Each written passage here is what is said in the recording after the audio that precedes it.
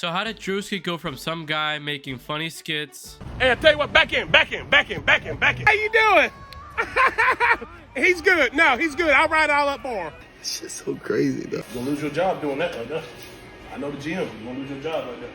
Oh, he just threw a fucking C4. What? He threw. No, just roll up.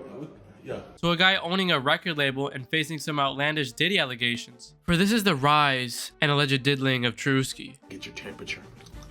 We're practicing social distancing here, so. Yeah, that'll be better. Yeah, let me see where you at. I'm literally still on this Coke and Addy bender. It's called Colton. Once upon a time, there was a small boy. Surprisingly, he wasn't a chubby baby. Anyways, he was born on September 12th, 1994 in Columbia, Maryland. But he would later move to Gwinnett County, Georgia, where he would grow up. Druski growing up wasn't really the academic type of student. He was the class clown of the class, right? Now him being the funny, goofy boy he was did not really sit well with his parents. Growing up, he wasn't really the guy with all the ladies, all the girlfriends. He wasn't that guy. He was far from that. But what he was though that would help him cement his presence online was being the school's class clown. Even in elementary school, he would ask the kids who was the funniest kid in school. So like I'm young and I used to go to second, third grade and I used to ask kids, be like, who do you think the funniest in our class is? And they'd be like, oh, you're so funny, man. Like, you know, I thought that was like the cool thing. So every year, like my goal was like. But as his class clown behavior went on, his dad's ass whoopings would catch up to him eventually. All the ass whoopings, man. My dad was whooping my ass. Really? Let me talk about Not you too far. What did you go too far on? Fast forward up to high school, he didn't really have the greatest grades. 9th grade year, Druski failed all of his classes, including gym. That made him almost become a super senior. But the good thing was that he was able to get the class clown reward, even though he did not have enough credits as a senior. So he went in as a junior. I failed every single class in 9th grade, including gym. Mm-hmm. So, and I was supposed to get class clown 12th grade when I was supposed to be a senior, but I was labeled as an 11th grader. Once Druski was out of high school, he was chasing that college life. He wanted to get that pussy. He wanted to spank the monkey. And while he was at school, he wanted to be on TV. So he thought about being a sports broadcaster. You wanted to be in sports broadcasting. I think I just wanted to be on TV, man. It wasn't really about doing sports broadcasting. It was just like something I knew I could go to school for to like, you know, entertain. I didn't know. I knew my parents wanted me to go to school, so I'm like, all right, I'm gonna figure out a way to stay in school. Druski would go and attend Georgia Gwinnett College for a year before transferring to Georgia Southern University. You know, classes with like 2,000 people in it, and I don't know anybody in here, and it's like a huge auditorium. Like, I just couldn't make that connection of like knowing what I wanted to do and this scenario. So during his time at school, he would take inspiration by looking at interviews by Diddy and other famous celebrities. Just stuff I was inspired by, like Steve Harvey. I was watching him talk after his shows, talk about the leap of faith or just jump and just stuff like that, or watching P. Diddy interviews or Will Smith interviews and listening to their stories. So they were making a lot of sense.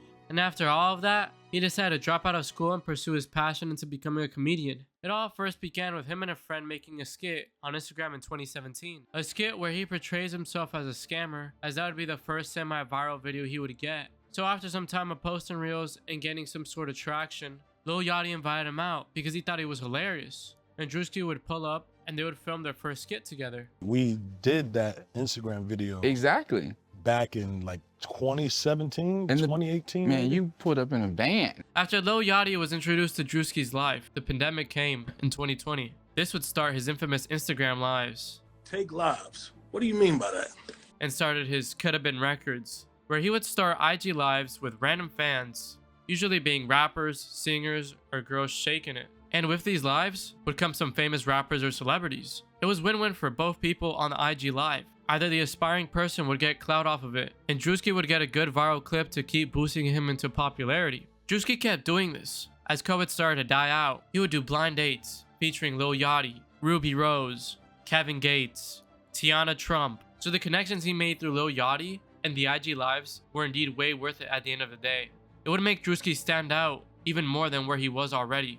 He went from the initial blind dates after the pandemic into the auditions, which were kind of like his IG lives but in person and way funnier because of that. He would also start going on notable podcasts such as Complex, Sunday Podcast, Theo Vaughn. This would indefinitely skyrocket his popularity. This would also come with him having an equity of stake with Happy Dad, brand deals with various different companies. His biggest endeavors were any of his videos involving auditions. Here are some of his greatest moments. You got a hell of a voice, boy. Hey, it's like an angel, ain't it? Yeah. Anybody tell you look like R. Kelly? Hace rato que te estoy pensando. Tu recuerdo a mí me está matando. You know, with a girl, you know what I'm saying? Get out of here.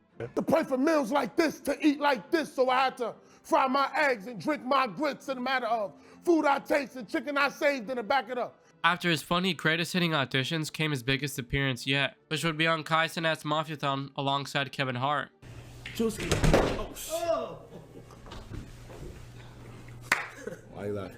After that, Druski wanted to try something different. The auditions were hilarious, but he wanted something else. So, he did a spin-off of The Bachelor called Could Have Been Love. The show features 17 contestants battling for Druski's love, as well as $50,000. And so far, it looks like it's been a pretty good idea. All these videos are getting way more views than all the other ones. Anyways, most recently, Druski has been caught up into the Diddy allegations, alongside Odell Beckham Jr. This was all part of the 2018 Diddler incident. In 2018, Shane Pierce, one of Diddy's associates, invited Ashley Parham to his property. The Diddler and others ganged up and did very many bad things to Ashley Parham, the victim. Diddy and the others did this for the main reason because she brought up on how Diddy was involved in Tupac's murder in a FaceTime call. Now, Odell Beckham as well as Druski have been brought up into the Diddy files as well because of their alleged involvement in this infamous case in 2018 at Diddy's party. They were suspected of gang violations for an alleged woman at a home in Orinda, California, which is the place of the incident. They were 2 out of 20 suspects. So in essence, what Druski is accused of doing was oiling up Parham's body, which he would later use as a slip and slide, knocking the wind out of her because of his enormous size, as that is what the filing claims. Druski towards the end would stop himself from falling off the bed and would, context clues here. After this allegedly happened, the police came to Diddy's party and dismissed the claims said by Ashley, telling her to find her way home, at the same time not providing the adequate medical assistance toward Ashley. Also accusing the officer of paying the 911 caller, which was the house next door, to silence the situation. All of this was done by the officer to protect Diddy and the other participants. Druski, after saying all of this, would take to X and state on how in 2018 he wasn't even a celebrity with no connections to the entertainment industry at all. Now the reason why this is weird is because Diddy has played a major role in Druski's rise to fame. Let me elaborate. Druski in 2021 started a show called Sneaking In with Druski, which aired on Revolt, a platform owned by Diddy at the time. Druski would also be seen at Diddy parties and social events held by Diddy. In the interview where Druski was asked about Diddy parties, he looked pretty uncomfortable. You ever been to one of Diddy parties? Yeah, I've been in attendance. I've been in attendance. Not, hey, what the f you smirking for? How you saying that? I've been in attendance. He just asking regular That's all questions. I said. That's all I said. I said I've been in attendance. I have been in attendance. We never been. We just asking. We just Yeah, asking. yeah. And to top all of that, Druski and Odell Beckham would be together a lot during the pandemic. This would build their connection for sure, but this would also raise more questions about their involvement in the case files. I don't know here, man, but the court date is in May. Maybe this will set some people free or set everyone behind bars. Honestly, you shouldn't even associate with someone like Diddy, since he already has so many allegations tied to him. It just wouldn't be a smart move to be with him, man. I don't know what these guys are thinking. Like, I get it, money, fame is very important, but at the same time, man, you're just throwing it all away just to be related to, like, some bad guy, you know? But until next time, see y'all boys then.